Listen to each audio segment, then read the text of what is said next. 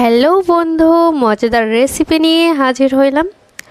একদমই ইউনিক এই রেসিপিটা, খেতে কিন্তু দারুণ মজা লাগে।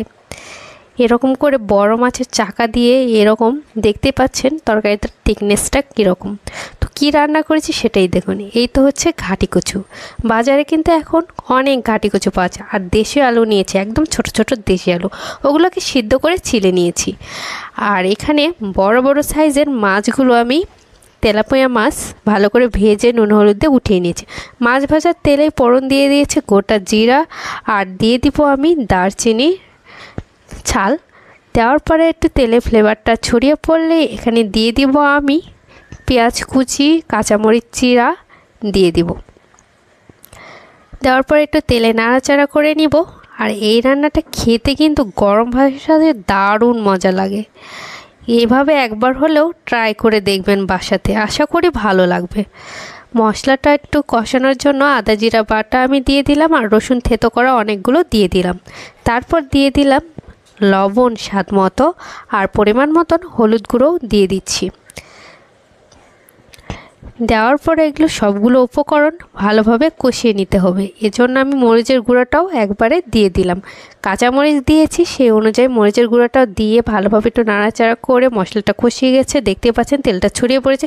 এই পর্যায়ে যে সিদ্ধ করে রেখেছিলাম আলু, আর দেশি আলুগুলো অল্প পরিমাণ দিয়েছিলাম, ঘাটি কচুটাই বেশি দিয়েছি।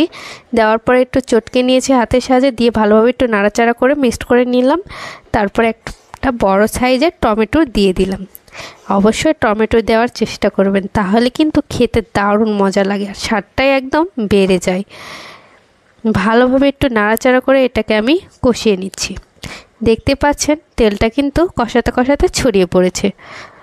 দেখতে পাচ্ছেন কত সুন্দরভাবে কষানো হয়ে গেছে, একদম প্যানের সাথে লেগে যাচ্ছে না, একদম উঠে উঠে আসতেছে। এ পর্যায়ে বুঝতে হবে আপনার ভালোভাবে কষানো হয়ে গেছে।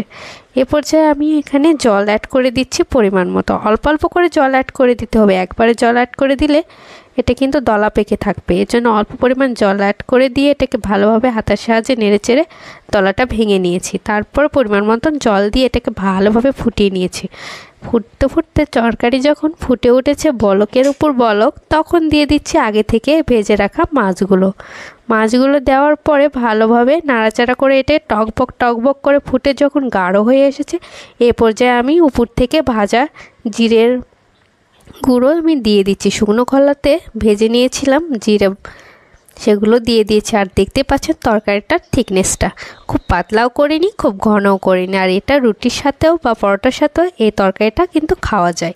আর গরম ভাতের সাথে তো একদমই জমে যায়, দারুণ মজা লাগে।